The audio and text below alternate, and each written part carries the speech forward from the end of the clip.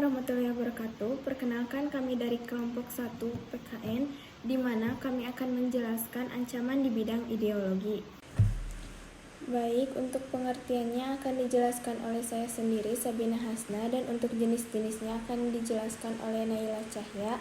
Untuk dampak positifnya akan dijelaskan oleh Ajrina, dan untuk dampak negatif akan dijelaskan oleh Rapli.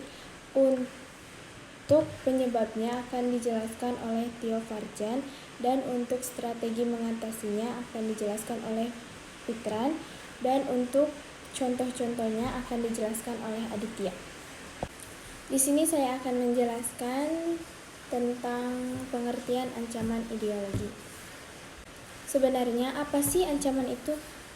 Ancaman adalah setiap usaha dan kegiatan baik dalam negeri maupun luar negeri yang dinilai membahayakan negara, keutuhan wilayah negara, dan keselamatan segenap bangsa.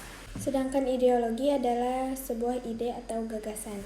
Nah, jadi ancaman ideologi adalah segala bentuk ancaman yang dapat mengganggu ketahanan nasional suatu negara yang dilakukan dalam tataran pemikiran seperti perang ideologi, arus globalisasi, kepentingan politik, dan lain-lain, baik berasal dari dalam maupun luar negeri.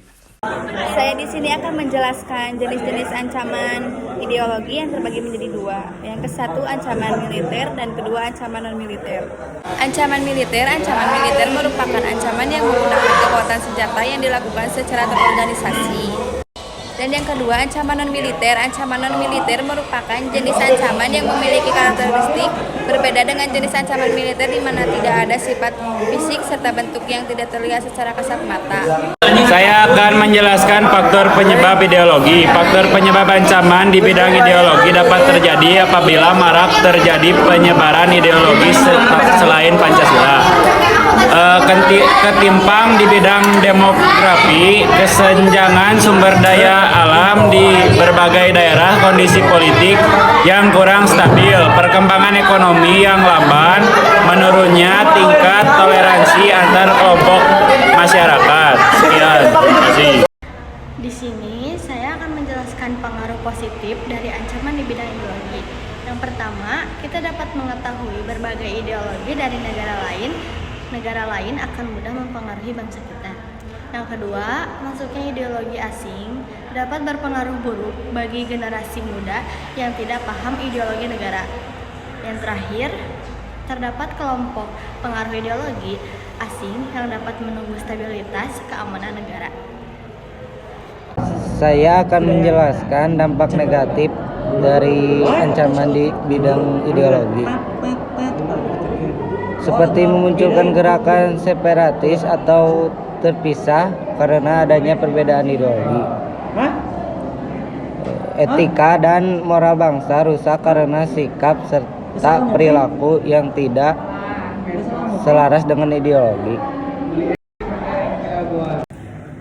Strategi menghadapi ancaman di bidang ideologi yaitu dapat dilakukan dengan menerapkan konsep pertahanan berlapis yang terdiri dari satu lapisan terdepan adalah unsur pertahanan non-militer seperti kementerian dan lembaga pemerintah dan non-kementerian yang menguasai bidang ekonomi.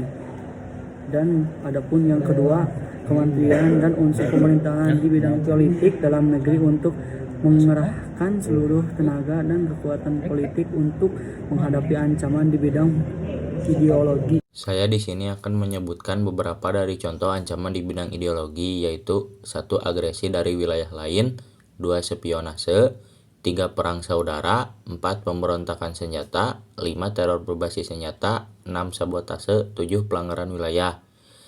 Kami di sini akan menayangkan contoh film pendek tentang ancaman di bidang ideologi yang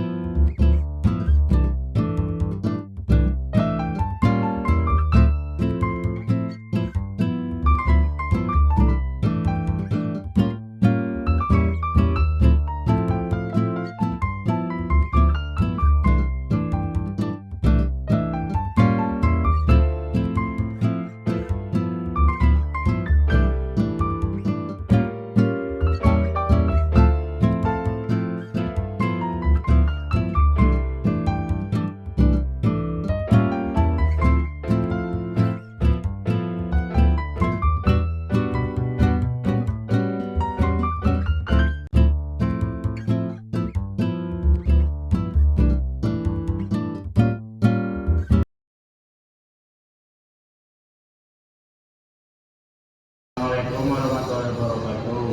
Waalaikumsalam warahmatullahi wabarakatuh. Buat warga-warga setempat,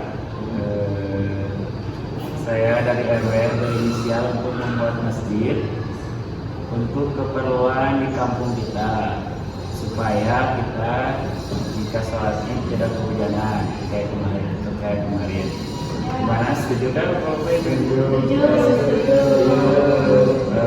Maaf, saya setuju. Lebih baik tempatnya dijadiin perkebunan aja daripada masjid.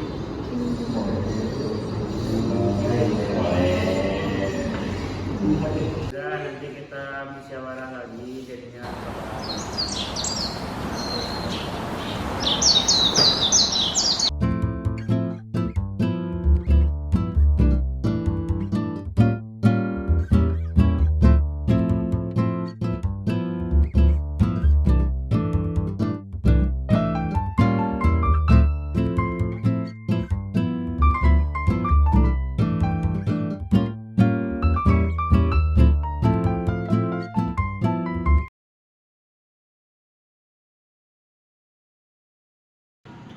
Baik, kepada tamu-tamu yang datang di acara musyawarah kali ini, saya akan mengvoting untuk pembangunan lahan kosong. Bapak Ibu bisa mengangkat tangan yang setuju untuk membangun masjid. Setuju.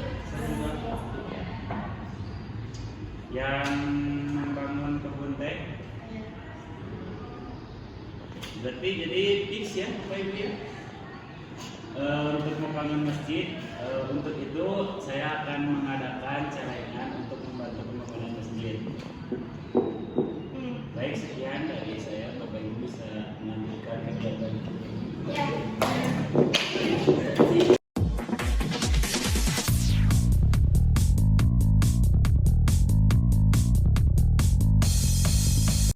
Pak, RW tahu gak Pak, RW sebelah membangun masjid itu sebenarnya mau memorotin keluar masyarakat Pak. Masa sih? Serius Pak, berani taruhan nyawa Pak. Saya mau Pak. Oh, pantesan.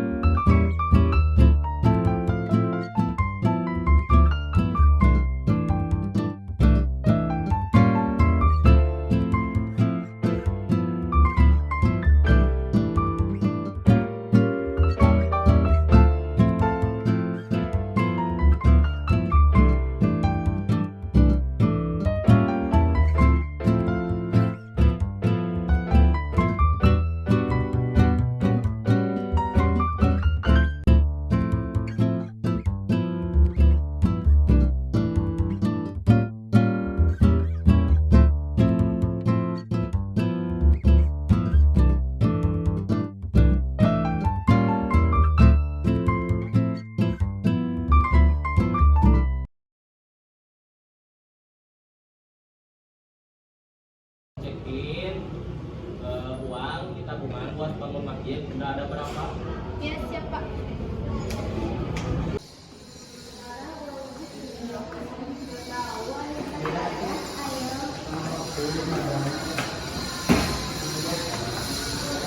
Kita cek. Loh, kok nggak ada? Kemarin ada kok. Aduh, laporin ke Pak RW. Ayo.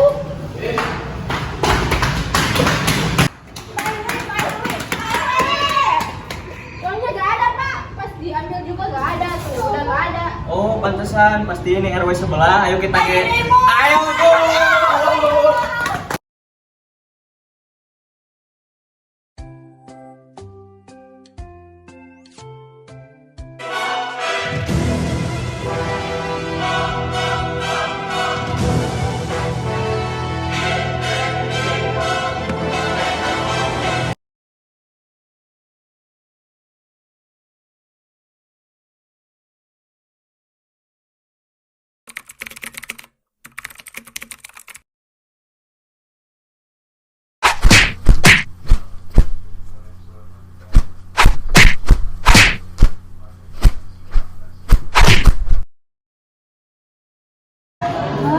Ini apakah ini dengan kepolisian?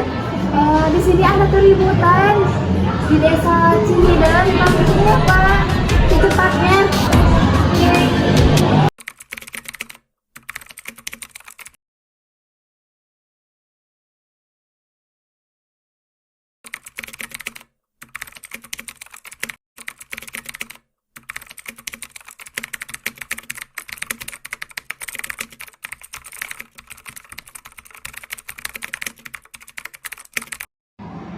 Ibu sini, sini aku deh, sini.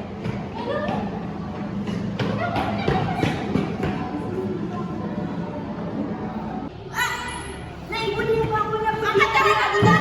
Ampun Bu, ampun Bu. Ampun Bu, ampun Bu. Pak, maaf ya sudah berburuk sangka kepada Bapak. Ya udahlah, nggak apa-apa yang terlalu biar berlalu. Jadi gimana ini pembangunan rumah kosong mau membangun masjid Ya, apa? dibangun masjid aja. Masjid aja dia ya. Deal.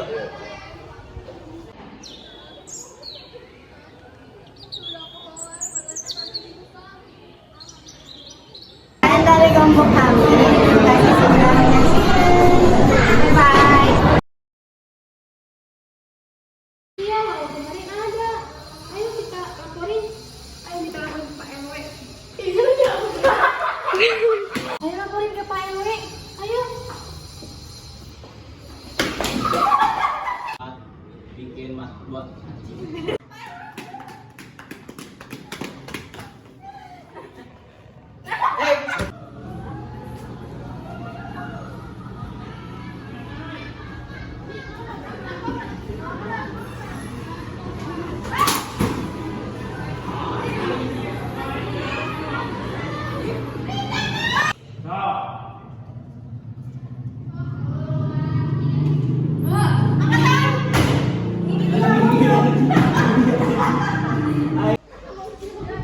maaf ya udah buat maaf ya udah berburuk sangka kepada Bapak.